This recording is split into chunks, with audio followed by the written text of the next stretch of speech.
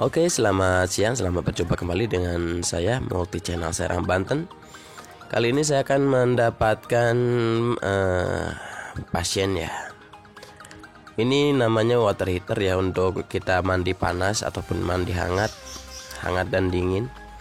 Ini input dan di sini output 2 ya, untuk panas dan dinginnya. Oke. Ini kerusakannya ataupun kasusnya ya. Kasusnya itu dia kalau dicolokin ya jeplek, jadi listriknya turun. Itu sih katanya, kata yang punyanya, listriknya turun. Nah sekarang saya kalau udah tahu seperti itu, saya nggak akan saya colokkan dulu ya sebelum saya cek untuk komponen-komponennya. Oke. Sekarang kita bongkar dulu untuk ininya ya, casing di sininya, colokan di sini ya. Kita bongkar. Oke. Sekarang sudah terbongkar untuk casingnya. Dan biasanya untuk kerusakan itu ya sebelah sini ya. Untuk kerusakan di sini kan ada switch nih. Di sini ada switch. Ada 2 ya switchnya. Ini biasanya dia berkarat. Jadi antara hubungan listrik, nih lihat di sini berkarat. Terlihat di sini berkarat. Kita harus kerik dulu untuk switchnya. Ada 2 ya, lihat ya. Tuh. Kita harus kerik dan setelah itu kita pasang kembali. Untuk permasalahannya biasanya di switch ini ya. Permasalahannya. Dan yang keduanya kita harus memanjangkan pernya itu kita tarik sedikit saja, ditarik ya. Ini kan pernya sudah pendek, jadi kita tarik sedikit supaya nanti fungsinya, kenapa saya tarik, nanti switch itu akan menekan dengan sempurna, yang akhirnya hubungan listrik akan paten, tidak tersendat-sendat.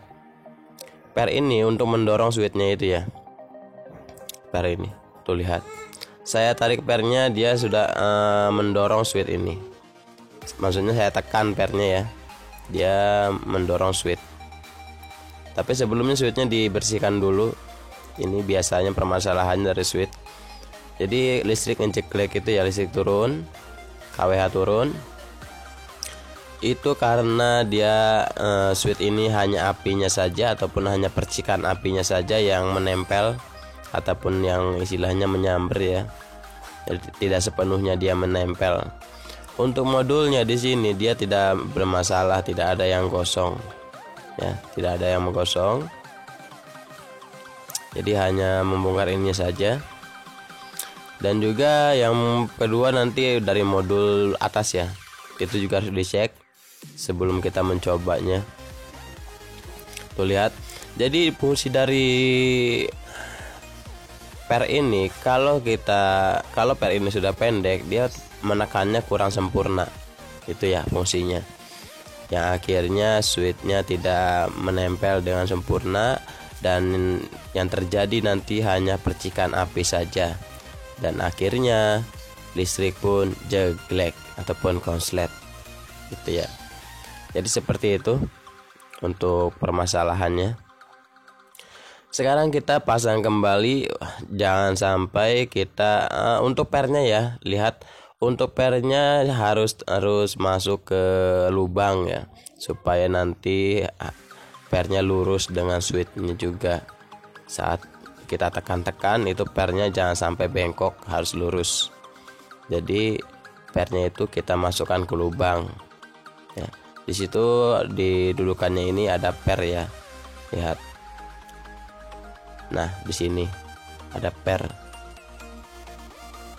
Kalau per ini sudah lemah, maka nanti switchnya tidak akan terhubung dengan sempurna. Seperti itu. Ya, lihat. Kita atur pengkabelannya dulu supaya lebih paten. Dan ini sekarang sudah bagus, sudah terpasang ya. Oke, kita lanjut. Nah, ini modul ini ya, sesudah kita perbaiki modul yang di belah sini, ataupun bukan modul ya, namanya switch di sini. Kita juga harus mengecek yang bagian area sini. Jadi ditakutkan ada konslet juga di sini. Kalau sudah dipastikan pengkabelannya masih bagus ataupun terhubung dengan sempurna, baru kita harus wajib ngetes ya, dites seperti itu. Jadi setelah perbaikan pengkabelannya itu, switchnya itu, kita juga jangan cuman hanya di situ saja ya pengecekannya. Kita harus bongkar modul bagian atas ataupun tutup bagian atas, karena sensitif sekali ya ini ya. Kalau soalnya kan ini kan kabel ya, kabelnya ini kan terhubungnya ke, ada yang menempel ke pemanasnya. Itu ditakutkan nanti kabelnya meleleh dan akhirnya konslet. Jadi alangkah baiknya kita bongkar dulu, kita cek dulu seperti itu. Oke ya. Dan sekarang kita untuk mencobanya dulu. Tetapi sebelum mencobanya kita harus perhatikan ya bagian lampu-lampu di sini.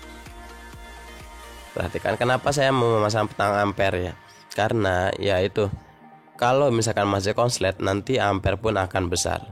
Tetapi kalau udah nggak konslet ampere pun akan kecil. Kita coba dulu untuk ininya, dihubungkan ke listrik, colokan ke listrik ya.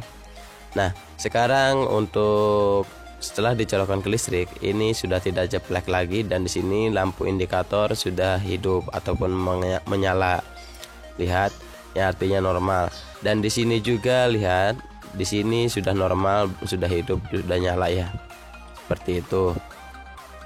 Ini sudah aman dan tuh lihat ya.